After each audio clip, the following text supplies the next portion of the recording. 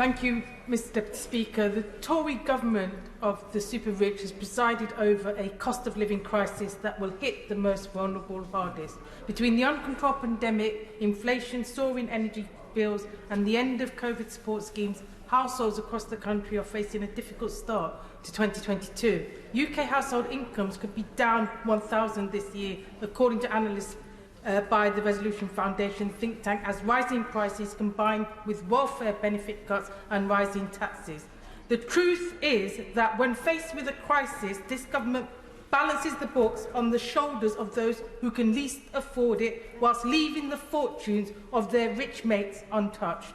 The unjust policies of this government will push more people over the brink of destitution. Inflation increased by 4.2% in October alone, the highest in a decade.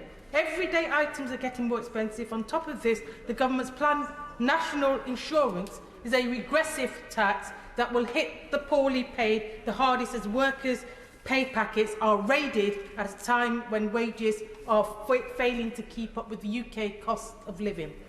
It means a landlord who rents out dozens of properties won't pay a penny more, but the tenants working in full-time jobs will.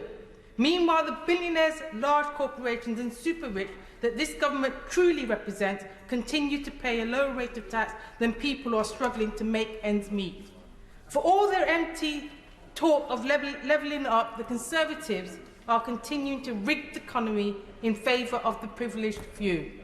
Even before the current energy price crisis, an appalling high number of Leicester East residents were forced to make the impossible choice between keeping their family warm or going hungry. When I became an MP, 5,800 households in Leicester East were in fuel poverty, 4.4% of the constituency. This has worsened during the pandemic to 18.6% of households, or 7,700 households in fuel poverty.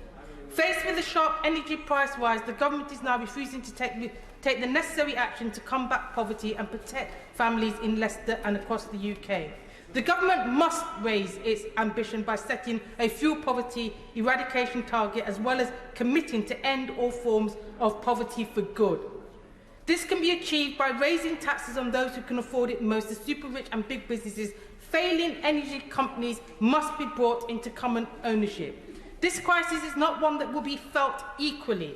Those in poverty already spend the highest share of their incomes on daily households. Poorer households pay as much as 50% on their utility bills than the wealthiest. And I'll end with this. As the inspiring James Baldwin once said, anyone who... To resume his seat no later than 4:25, Graham Morris.